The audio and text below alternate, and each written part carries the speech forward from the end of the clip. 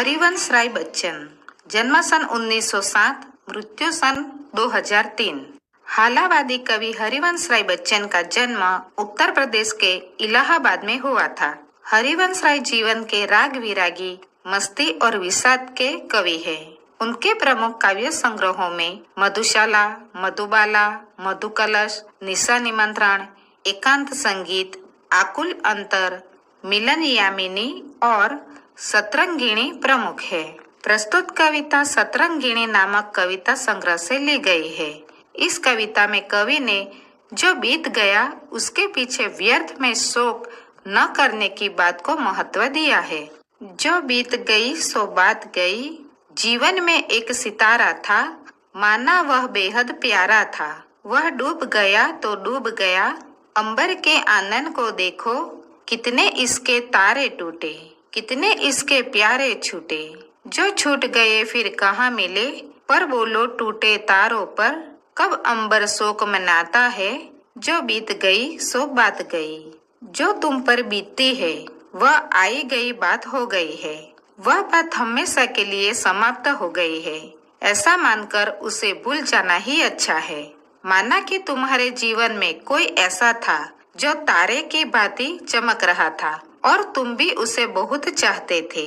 तारे की तरह चमकता हुआ वह व्यक्ति तारे की तरह डूब गया तो डूब जाने दो। जो दुनिया से चला गया उस पर शोक मत करो।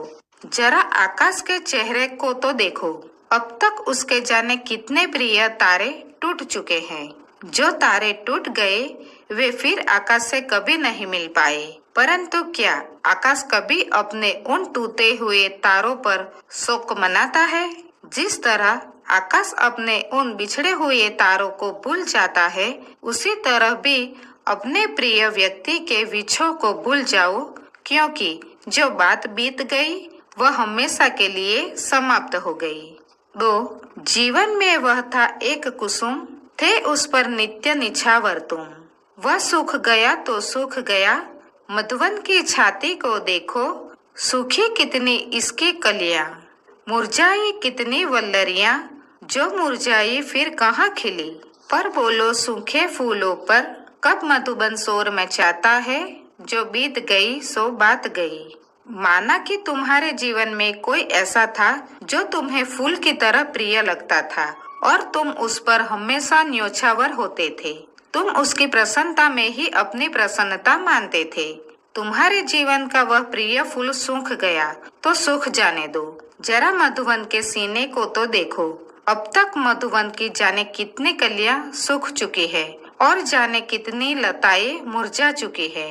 न ये सूखी कलियां फिर खिल सकी और न वे मुरझाई लताएं फिर हरी हो सकी। पर क्या मधुवन अपने सूखे फूलों के लिए कभी विलाप करता है? जो बात बीत गई, उसे याद करके दुखी होने से कोई लाभ नहीं है। 3.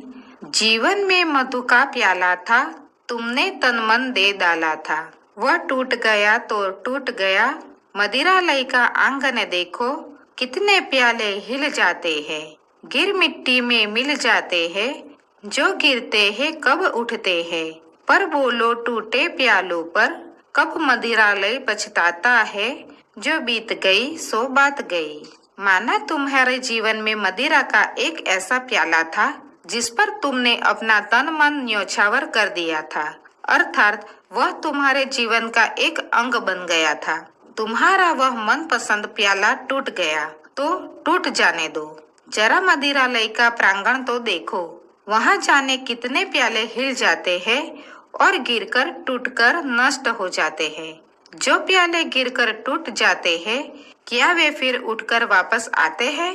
पर क्या मदिरालय को उन टूटे हुए प्यालों के लिए कभी पश्चाताप होता है? जो बात गई वह बीत गई, उसे याद करके दुखी होने से कोई लाभ नहीं। 4. मृदु मिट्टी के है बने हुए, मधुघट फूटा ही करते हैं। लघु जीवन लेकर आए हैं, प्याले टूटा ही करते हैं। फिर भी मदिरालय के अंदर मधु के घट है, मधु प्याले है। जो मादकता के मारे है वे मधु लूटा ही करते हैं। वह कच्चा पीने वाला है जिसकी ममता घट प्यालों पर, जो सच्चे मधु से जला हुआ कब रोता है चिल्लाता है, जो बीत गई सो बात गई। मदिरा रखने के घड़े मिट्टी के बने होते हैं, इसलिए ये बहुत नाजुक होते हैं और अक्सर फूट जाया करते हैं। यही हाल प्यालों का भी है।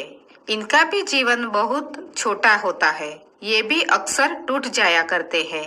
फिर भी मदिरालय के अंदर मदिरा इन घड़ों में ही रखी जाती है और लोगों को मदिरा प्यालों में ही दी जाती है। जो लोग नशे के अभ्यस्त है वे मदिरा का सेवन करते ही रहते हैं। जो व्यक्ति मदिरा के घड़ों और प्यालों के टूटने के बारे में सोचता है और उनसे उसका लगाव होता है, वह कच्चा पियक्कड़ है। जो सच्चे अर्थों में मदिरा का सेवन करने वाला होता है, वह मदिरा के घड़ों और प्यालों के टूटने पर रोता चिल्लाता नहीं है। जो बात बीत गई वह बीत गई, वह हमेशा के लिए समाप्त हो गई।